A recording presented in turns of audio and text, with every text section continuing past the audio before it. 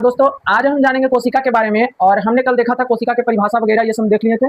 तो कोशिका की परिभाषा कहता है दोस्तों, जीवों की सबसे छोटी इकाई संरचनात्मक एवं क्रियात्मक इकाई को ही तो कोशिका कहते हैं। और पहली कोशिका कब खोजी गई थी, मृत थी, जीवित थी, ये सब हम कल अगले वीडियो में देख चुके हैं। आज हम देखेंगे कोशिका के बारे में कि कोशिका के विभाजन, ठीक ना। तो कोशिका के दो वर्ग में बांटा गया, पहला तो एक कोशिकीय और दूसरा है बहुकोशिकीय। ये सब देख लेंगे। उसके बाद देखेंगे कि यूकैरियोटिक और प्रोकैरियोटिक। तो अब शुरू करते हैं। तो आइए देखते हैं। कहता है दोस्त मेरे कोशिका, ठीक ना। तो कोशिका के अंतर्गत कोशिका के दो वर्ग में बांटा गया है। कोशिका के दो वर्ग में बांटा गया है। पहला जो है एक कोशिकीय है, पहला जो है एक कोशिकीय है और दूसरा बहुकोशिकीय है। तो समझते हैं, एक कोशिकीय और बहुकोशिकीय, एक कोशिकीय और बहुकोशिकीय है, ठीक ना। पहला जो है एक कोशिकीय है और दूसरा मेरा बहुकोशिकीय है, दूसरा मेरा जो है बहुकोशिकीय है। अब देखते हैं, एक कोशिकीय में जो है अमीबा आ जाता है, एक कोशिकीय में जो है दोस्त मेरे अमीबा आ जाता है, उसके बाद पैरामीशियम आ जाता है और बैक्टीरिया आ जाता है। ये सब एक कोशिकीय में आ जाता है। और बहुकोशिकीय की बात कर ले हम तो मानव आ जाते हैं, पौधे आ जाते हैं, पंछी आ जाते हैं, पशु आ जाते हैं, जानवर इत्यादि आ जाते हैं। उसके बाद हम देखेंगे दोस्तों यूकैरियोटिक और प्रोकैरियोटिक की डीएनए जो है डीएनए गोल होता है। क्या होता है?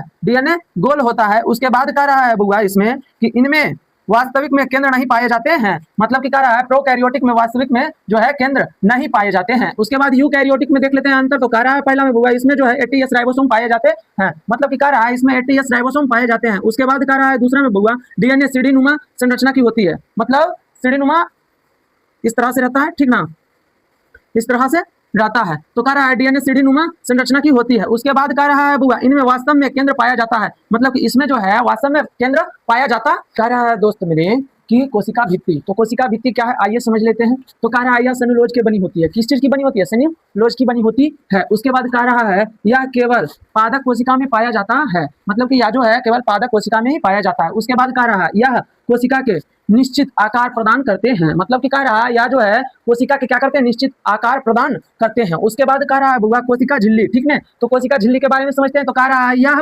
पादप कोशिका एवं जंतु कोशिका दोनों में पाए जाते हैं। मतलब कह रहा है कि यह जो है कोशिका झिल्ली जो है यह पादप तथा जंतु दोनों में क्या होते हैं, पाए जाते हैं। आइए देखते हैं केंद्रक के बारे में। तो कह रहा है दोस्त मेरे कि इसका जो है रॉबर्ट ब्राउन के द्वारा क्या किया गया, खोज किया गया है, ठीक है। उसके बाद कह रहा है यह कोशिका के मुख्य भाग होते हैं। मतलब कह रहा है यह कोशिका के मुख्य भाग जो होते हैं कौन होते हैं, तो केंद्रक होते हैं। उसके बाद कह रहा है इनमें डीएनए तथा आरएनए और गुणसूत्र भी क्या होते हैं, पाए जाते हैं। मतलब कि कह रहा है कि इसमें डीएनए तथा आरएनए और क्या गुणसूत्र भी क्या होते हैं, पाए जाते हैं। उसके बाद कह रहा है यह कोशिका के गतिविधियों का संचालित एवं नियंत्रित करता है। मतलब कह रहा है यह कोशिका के गतिविधियों तथा संचालित एवं नियमित रूप से संचालित भी करता है। उसके बाद कह रहा है दोस्त मेरे यह कोशिका के आनुवांशिक पदार्थ के भंडार भी कहा जाता है। मतलब कि इसको स्टोरेज ऑफ पावर हाउस भी कह सकते हैं। उसके बाद कह रहा है जो प्रजनन में महत्वपूर्ण भूमिका निभाती है। मतलब कह रहा है जो प्रजनन में है महत्वपूर्ण भूमिका निभाती है। मिलते हैं अगले क्लास में, तब तक के लिए धन्यवाद।